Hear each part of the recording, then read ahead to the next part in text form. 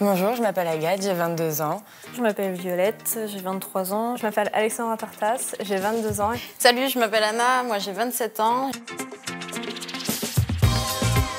J'ai fait un bac littéraire classique.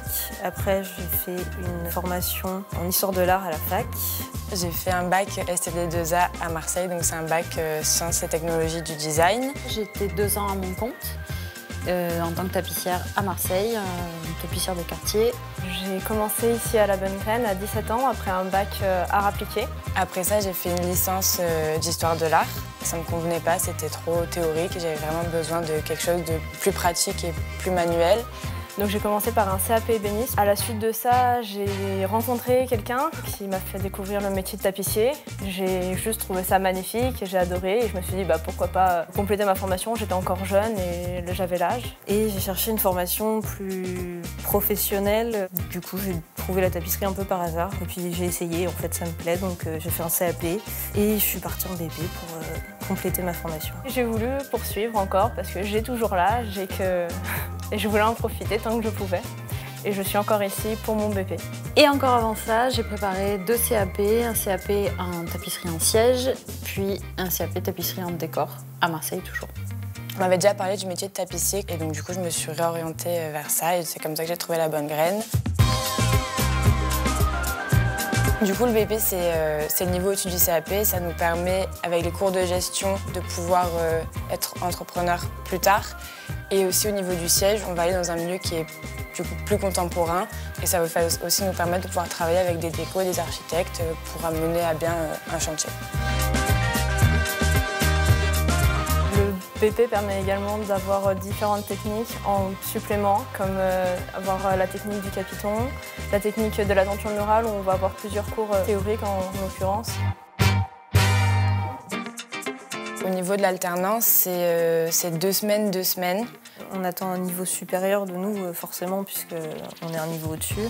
C'est surtout en dessin qu'on a des rendus. Les rendus demandent plus de temps. Après, il faut aussi savoir qu'il y a moins de pression, sachant que les notes ne vont pas nous interdire de passer dans la classe supérieure. Donc c'est vraiment un travail qu'on va faire personnel pour nous apprendre, et pas quelque chose qui va être un frein comme ça pourrait être dans les études. Si on se donne les moyens, tout est faisable. On n'est pas surchargé. C'est vraiment un métier qui va demander énormément de temps à apprendre. C'est pas quelque chose qu'on peut apprendre en 6 mois, 1 an, 2 ans. Et c'est au bout de quelques années qu'on va pouvoir vraiment se dire qu'on est des bons tapissiers. En BP, on a aussi tout l'apport couture qu'on n'a pas du tout en CAP. Et sans la couture, quand même, le métier de tapissier, ça peut être compliqué. Du coup, là, par exemple, il y a une bergère Louis XV. La cuvette est un traditionnel. Et là, le coussin, du coup, comme disait Violette, on a besoin de savoir coudre. Et là, pour le coup, c'est le coussin aussi qu'on confectionne. Il faut répéter énormément un geste pour qu'il rentre dans notre corps, dans nos mains et dans nos muscles.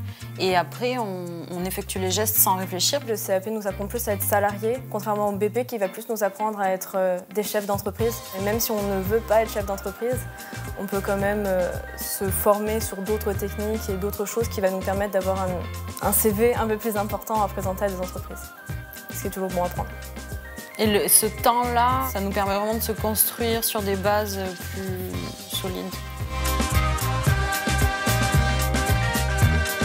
Mon projet après le diplôme, je sais que moi j'aimerais trouver une boîte pour continuer à me perfectionner dans le métier, continuer à voir les choses que j'ai pas pu voir dans mon entreprise en ce moment ou ce que j'ai pas eu le temps d'apprendre à l'école tout simplement. Et après ça, j'aimerais quand même avoir mon atelier. Mais le but, serait de continuer à me perfectionner dans le métier. J'aimerais aller assez vite en fait monter mon entreprise. Pourquoi pas essayer de trouver un mi-temps qui me permette de monter ma boîte à côté. Moi, je ne veux pas me limiter à la tapisserie parce que j'ai besoin de voir d'autres choses, donc je vais me diriger plus vers la décoration d'intérieur. J'aimerais beaucoup être salariée. Et sinon, moi, j'ai des pistes éventuellement à Stockholm pour aller travailler avec une amie qui est tapissière à son compte, pour qui j'ai déjà travaillé 4 mois l'année dernière.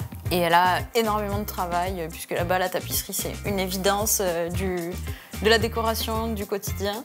Pour ma part, du coup, vu que l'entreprise Coulon dans laquelle je suis va me proposer sans doute un CDI, c'est déjà exceptionnel de se dire qu'aujourd'hui on peut avoir des CDI comme ça.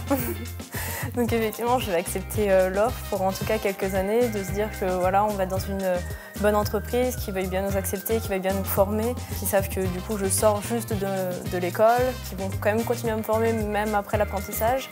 Et après, je verrai, pourquoi pas dans un avenir proche, on verra bien ce qui pourra se passer, les occasions qui vont se présenter. Moi, j'aimerais bien aussi profiter d'être à Paris pour contacter des équipes dans l'intermittence du spectacle et faire ma part de travail pour le décor. Donc, profiter d'avoir toujours mon statut d'auto-entrepreneur pour répondre à des demandes et pourquoi pas être intermittente aussi, ça peut être une option.